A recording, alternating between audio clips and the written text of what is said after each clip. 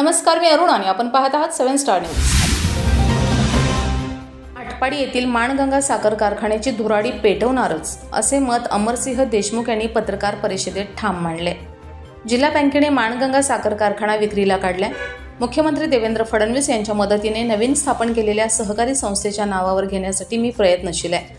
कारखान्याच्या स्थावर मालमत्तेवर नोंद असलेली कर्जे आणि बॅलन्स शीटवर नोंद असलेली सर्व देणी तसेच शेतकरी कामगारांची देणी देण्याची जबाबदारी घेऊन कारखाना बँकेकडून घेणार असल्याची माहिती जिल्हा परिषदेचे माजी अध्यक्ष तथा भाजपचे नेते अमरसिंह देशमुख यांनी पत्रकार बैठकीत दिली। माणगंगा साखर कारखाना थकीत कर्जापोटी सांगली जिल्हा बँकेच्या गेली 7 वर्षे ताब्यात आहे। बँकेने तो सध्या विक्रीस काढलाय। त्या पार्श्वभूमीवर आयोजित पत्रकार बैठकीत अमरसिंह देशमुख बोलत होते। पुढे ते म्हणाले, थकीत कर्जापोटी बँकेने गेली 7 वर्ष कारखाना ताब्यात घेतलाय, तेव्हाच कारखान्यातील सभासदांची मालकी संपली आहे। कारखान्यावर सांगली बँकेसोबतच इतर बँकेची कर्जे घेतली आहेत। तालुक्यात टेंबू पाणी आल्याने ऊसाचे क्षेत्र वाढले, त्यामुळे कारखाना सुरू असणे अत्यंत गरजेचे आहे। कारखान्याशी असलेले भावनिक नाते आणि अस्मितेसाठी कारखाना घेण्याचा विचार असल्याचे त्यांनी सांगितले। रमेश जाधव, 7 स्टार न्यूज, विटा।